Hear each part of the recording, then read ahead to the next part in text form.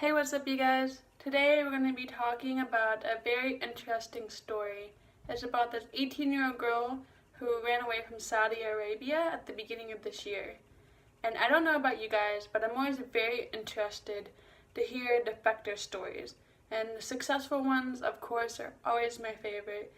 But it's always mind-blowing, what people have to go through just to have basic freedoms, and the fact that they have to put their life on the line to get these freedoms.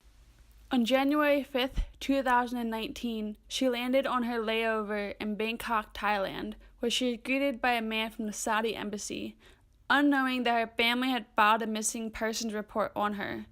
Once she got there, her passport was taken and she was placed in a hotel room while she waited for the Thai embassy to try and deport her, but she barricaded herself in her hotel room until she got to talk to the UN about seeking asylum in Australia. 10-year-old Saudi Arabian citizen Rahaf Mohammed Al Qanoon arrives on a flight from Kuwait. She's desperate and on the run. طلعت من الكويت خلال إجازتي مع أهلي. خطة هروبي إني أطلع من البيت من أهلي وإني أروح المطار، كل هذا صار خلال ساعات قليلة جدا. يعني خططت الفجر ودفعت التذاكر، بعدين طلعت الصباح لما أهلي ناموا ووصلت المطار، فكل شيء صار بسرعة. So if you didn't know, in Saudi Arabia they have a male guardianship law, which basically that means your husband, your father, or your sons dictate pretty much everything that you do, from work to studying to travel to every aspect of your life. So in order for her to be allowed to travel, somebody would have to give her permission, which she did not get. She ran away. And in Saudi Arabia, if you do this, you face the death penalty. And it's not like here in America where they give you an injection and it's a very, I don't want to say peaceful, because murder in any aspect isn't peaceful, even if it's justified. But in Saudi Arabia, the death penalty is torture. And I don't want to get into what that is, because exactly what it is, because it's very, very graphic, and I just don't think that's something anybody should have to hear or especially deal with. Just tweet about this. Then I DM'd her and I said to her, Rahaf, we need to see your face. People need to see you so that they can believe that you exist. My name is Rahaf Mohammed. I'm 18 years old. I can't do anything because they have my passport, and tomorrow they will force me to go back to Kuwait. And I'm here. Please help me, they will kill me.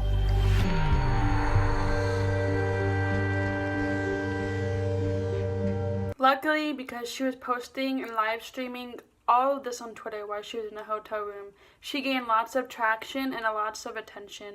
And actually, a journalist, I'm not exactly sure from what company or from where, but a journalist saw it and came and visited her in a hotel room and stayed with her while she barricaded herself in a room. And that actually got the attention of the UNHCR, which is for refugees in situations like this. And Canada heard about this and they expedited her case because Australia was taking a very long time. They were unsure what to do. So Canada comes in and practically, literally saves her life, because if she were to get back deported to Saudi Arabia, it would have ended all there, sadly. And this is not an uncommon case at all. Lots of people are fleeing from countries like this. Some of them are successful and some of them are not. And the ones that are not successful, they fall off the face of the earth. So it was a very big miracle when Canada came in and expedited her case. Matter of hours. She will fly out to Toronto tonight.